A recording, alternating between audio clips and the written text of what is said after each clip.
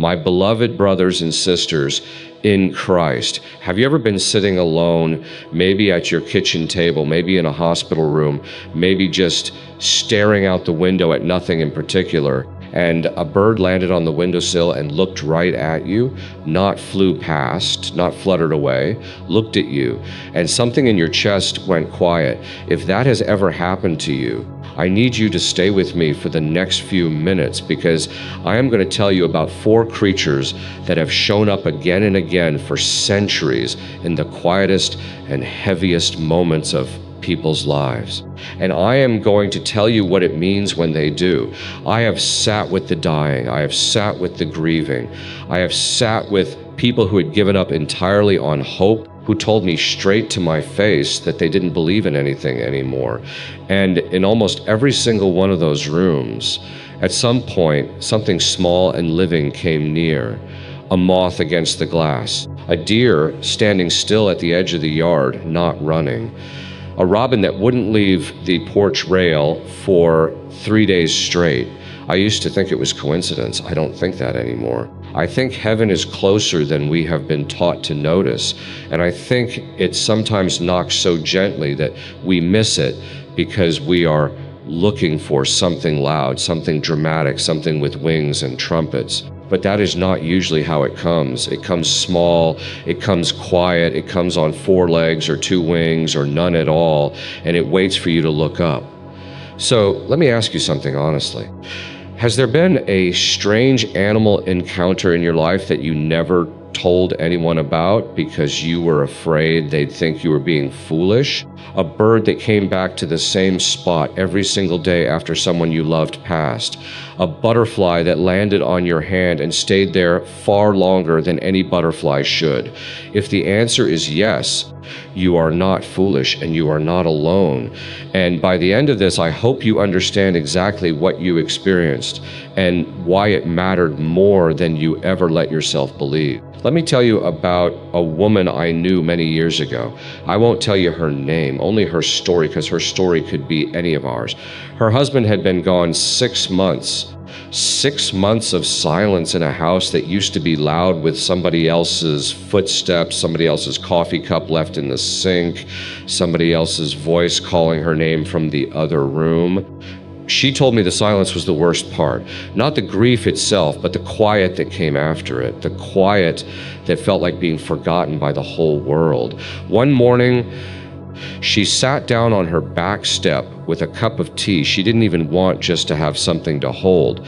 And a small brown bird landed 3 feet away from her, didn't fly off, cocked his head at her like he was listening. She said out loud to an empty yard, "I don't know if you're real or if I'm losing my mind, but if my husband sent you, do something, anything." And the bird hopped closer. Closer than any wild bird has any business getting to a grown woman sitting still. And it stayed there with her for almost 20 minutes while she cried the kind of crying that had been locked up in her for half a year. She told me later, "I don't know if that was an angel, but I know I wasn't alone anymore after that." That is what I want to talk to you about today. Not superstition, not fortune telling, not anything that claims to control the unseen or manipulate what only the Lord governs. We are not going down that road, and I will explain later exactly why that road is dangerous and why we stay far from it. What I want to talk about is something much older and much simpler than any of that. The idea held by faithful people across many generations that when the veil between this world and the next grows thin in moments of death, of despair, of prayer, of deep need, certain creatures seem to appear as messengers, not gods, not spirits to be summoned, not objects of worship, simply signs, small, humble signs sent by a Father who knows that sometimes we need something we can see, something with a heartbeat to remind us that we are not forgotten. Scripture itself never shies away from this. Think of how a dove came down and rested, gentle and unmistakable, in one of the most sacred moments ever recorded, the heavens opening and a living creature descending to mark the instant heaven touched earth. Think of how long before that a dove was sent out over endless gray water to search for one green branch. One sign that the flood had ended and that mercy still had the final word. That bird came back carrying an olive leaf, and it has meant hope to every generation that has heard the story since. Think of how ravens, dark, humble, unglamorous birds were sent to feed a starving prophet hiding in the wilderness, bringing him bread and meat morning and evening when every human hand had turned against him. God did not send an army to feed his prophet. He sent birds. That should tell you something about how he chooses to work in this world, quietly, through the small, through the overlooked. So, let us begin. There are 4 creatures that appear again and again in the testimonies of the faithful in the quiet corners of Christian tradition, in the stories whispered from grandmother to grandchild for hundreds of years as signs of a nearby angel, a nearby grace, a nearby God who has not forgotten you. I want to walk through each one with you slowly, not to turn you into someone who chases signs instead of chasing the Lord himself, never that. And I will come back to that warning more than once today because it matters more than the signs themselves, but to help you recognize what you may have already been given and perhaps missed. The first is the bird. Of all the creatures, the bird is the oldest and the most constant symbol of the messenger from above, and there is a beautiful, simple reason for that. Birds belong to the sky. They move between the earth we stand on and the heavens we cannot reach. A creature that lives half in our world and half in the open air above us has since the earliest ages of faith been seen as uniquely suited to carry a message between the two. When a small bird appears at a moment of deep sorrow perched near a hospital window, tapping gently at the glass of a room where someone is praying through tears, singing outside on the very morning of a funeral, many believers across the centuries have taken it as a whisper, not proof, not a doctrine to be preached from a pulpit, a whisper, a little nudge that says you are seen, you are heard, and heaven has not turned away from this room. I want you to notice something about the birds in these stories. It is almost never the loud ones. It is almost never a hawk circling or a crow shouting from a rooftop. It is the small ones, the sparrow, the little brown wren, the robin with its soft red breasts arriving in wintertime when nothing else seems to be alive in the garden. And I think that is not an accident, because our Lord himself, when he wanted to teach his followers about how closely they were watched over, did not point to eagles. He pointed to sparrows. He said that not one of those small, common, easily forgotten birds falls to the ground without the Father knowing it, and that we, each one of us listening right now, are worth so much more than many sparrows. So when a small, plain, easily overlooked bird shows up at exactly the moment you needed to feel noticed, ask yourself, could that be exactly the point that the Father is telling you through the smallest creature he made, that you are seeing just as closely, just as tenderly? There is a second bird-related sign that I hear about constantly, and it deserves its own moment because it is different from an ordinary bird sighting. It is the white bird, a white dove, a white feather that seems to appear from nowhere on a windowsill, in the folds of a coat, on the ground directly in your path when there was no bird anywhere nearby. I have heard this story more times than I could count from people who would never in 100 years call themselves religious. A feather, pure white, appearing exactly where a person needed comfort. Now, I want to be careful here because I do not want you leaving this video thinking every stray feather from a pillow is a divine message. That is not what I am telling you. And I would be doing you a disservice if I let you believe every ordinary explanation is secretly supernatural. Most feathers are just feathers. But when it comes with a feeling, that quiet stillness in your chest, that sense of being suddenly, unmistakably accompanied right at the exact moment you needed it most, many faithful hearts across many generations have taken that as more than coincidence, as a small mercy sent by a Father who knows precisely when his children are breaking. The second creature I want to walk through with you is the deer. This one surprises people because we don't think of deer the way we think of birds, as creatures of the sky and the spirit. Deer are creatures of stillness, of the quiet forest edge, of dawn and dusk, of that in-between hour when the world is neither fully asleep nor fully awake. And that in-between is exactly why the deer has held such meaning in the language of faith for so long. Scripture itself uses the image of a deer to describe the deepest kind of longing the human soul can feel. A deer panting after streams of water, thirsting, aching, desperate for something it cannot live without. That is meant to describe your soul reaching for God, not politely, not casually, desperately, the way a thirsty animal reaches for water in the desert. So when a deer appears standing motionless at the edge of your yard, staring straight at you without fear, without running, for far longer than any wild deer normally would, many believers have taken this as a sign of a very particular kind of grace, not a message of celebration usually, a message of stillness, a permission to rest. Deer are creatures that startle at the smallest sound, that vanish into the trees the instant they sense a human presence. For one to stand and simply look at you unafraid is unusual enough on its own that people notice it, remember it, tell the story for years afterward. And in the tradition of the faithful, that unnatural stillness has often been understood as a message: be still, stop running, stop striving so hard. The one who made you is closer than you think, and he is asking you in this exact moment to simply stand still long enough to feel him. I think of an older man who told me once about the night before his wife's surgery. He couldn't sleep. He went and sat on the porch at 3 o'clock in the morning with his fear sitting on his chest like a stone. And a deer walked out of the tree line right up near the porch steps and simply stood there. Didn't eat, didn't move, just stood looking toward the house for what he said felt like 10 minutes, though it may have only been 2. He said something in him went quiet in that moment, not because his fear disappeared.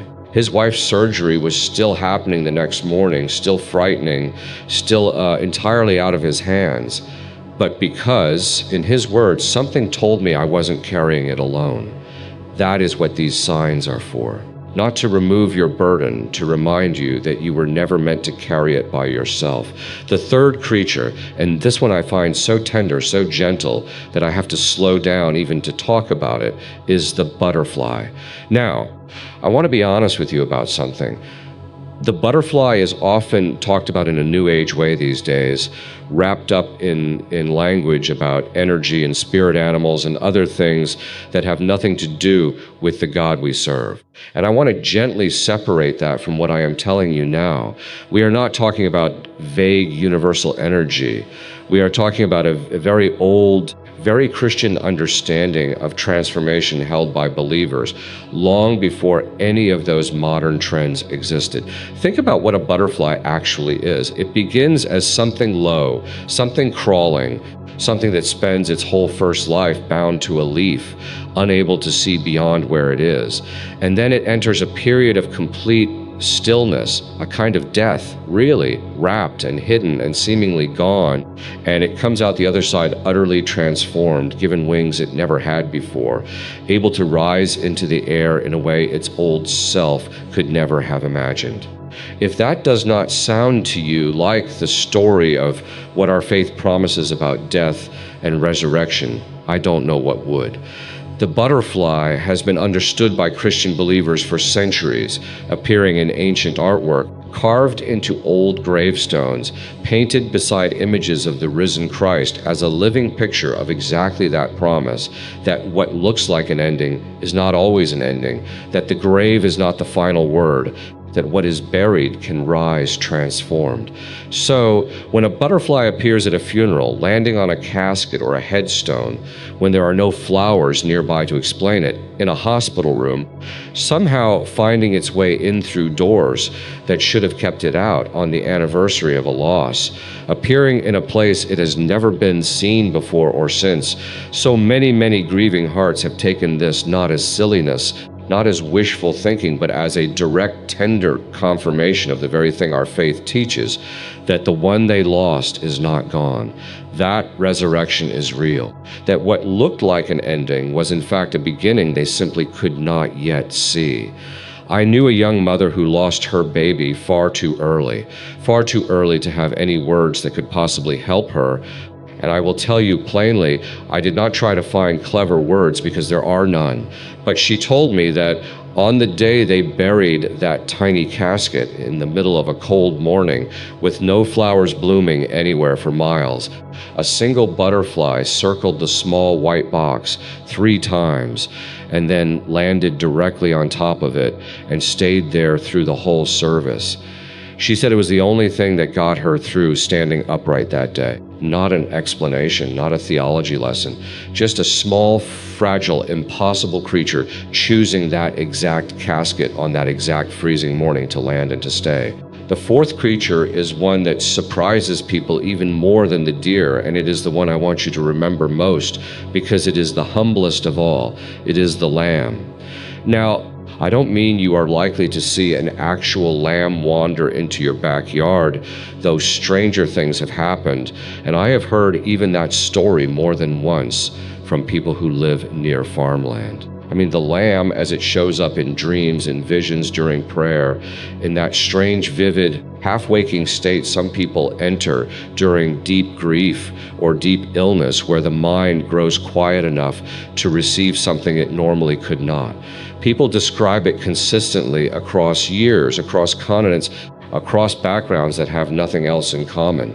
A small white lamb, calm, unafraid, simply present, sometimes walking just ahead of them on a path, sometimes lying down beside them, sometimes simply standing and looking at them the way that deer does, unafraid, unmoving, entirely at peace. I don't need to tell you why the lamb matters so deeply to our faith. You already know. The lamb who was slain and is worthy, the lamb who takes away the sin of the world. The lamb is not simply a sweet, gentle animal. In our tradition, it is the very image of sacrifice, of innocence, of a love so complete it laid itself down willingly. So when that image appears to someone in their weakest, most stripped down hour, in a dream the night before a frightening diagnosis, in a vision during a fever that nearly took them, in the strange stillness of a hospital bed at 4 o'clock in the morning, I do not think that is a random symbol pulled from nowhere. I think it is one of the deepest, oldest signs of nearness that heaven offers us. Not a stranger coming to visit, not a generic spirit, but the Lamb himself, or a messenger sent in that gentle image saying, I know exactly what sacrifice feels like. I know exactly what it costs to lay something down, and I am right here with you while you do it. Now, and I need you to lean in for this next part, because it matters more than everything I have said so far. I have to be very clear and very firm with you about something. What I have described to you today are signs, whispers, small mercies that a loving Father sometimes chooses to send in His own timing, in His own way, never on command, never because we demanded them, never because we performed some ritual to summon them. And that last distinction is the whole difference between comfort and danger. There are practices out there, and you may have seen them online. You may have had a well-meaning neighbor or even a family member mention them to you that promise to help you call a spirit animal or read the meaning of an encounter through cards or contact a departed loved one directly through methods that ask you to open yourself up deliberately to whatever might answer. I am not going to explain those practices to you. And I want you to notice that I am not going to explain them, because explaining them would be handing you the very door I am warning you to stay away from. What I will tell you plainly and without fear is this: our faith does not summon. Our faith does not command the unseen world to perform for us.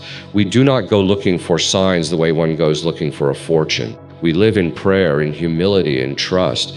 And if the Father in His mercy chooses to send us a small creature as a whisper of His nearness, we receive it with gratitude and we say, but we never ever go hunting the unseen on our own terms, because the moment we do, we have stopped trusting Him to lead and started trying to lead Him instead. And that door, dear one, does not open onto comfort. It opens onto confusion, and I have watched it hurt people I love. So we do not go there.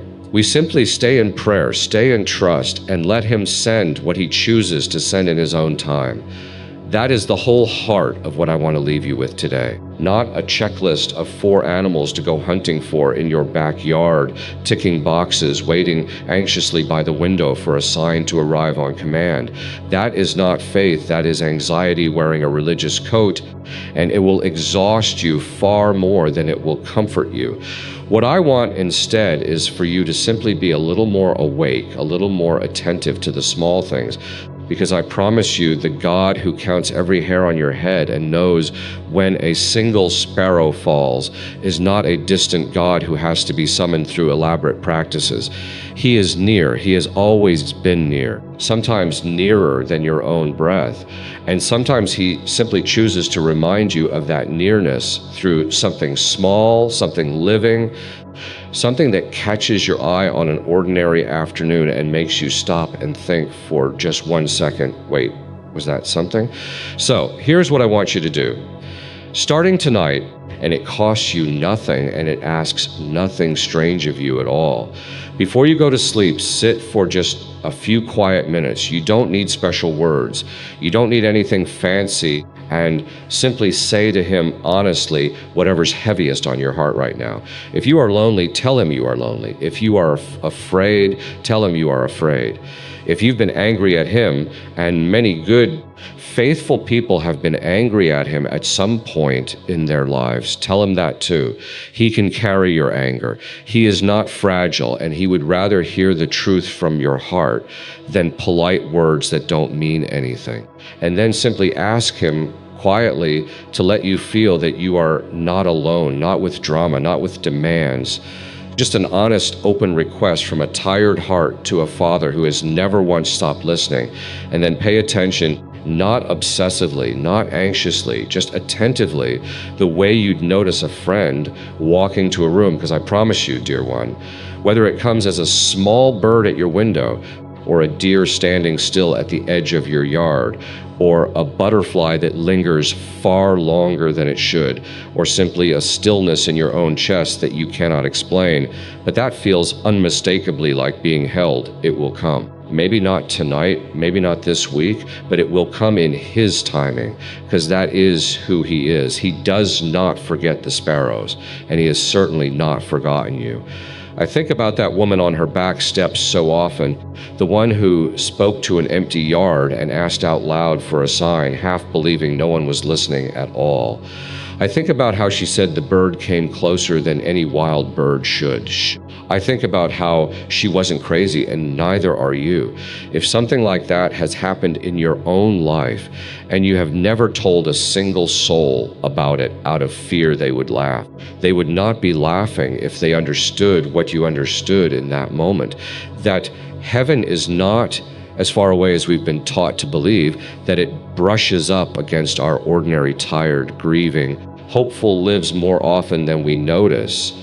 And that sometimes all it takes to feel it is a small bird landing, where it has no reason to land and staying when every instinct in its small body should have told it to fly. You are not forgotten. You have never been forgotten, not for one single day of your life, not even in the days that felt the emptiest, not even in the nights that felt the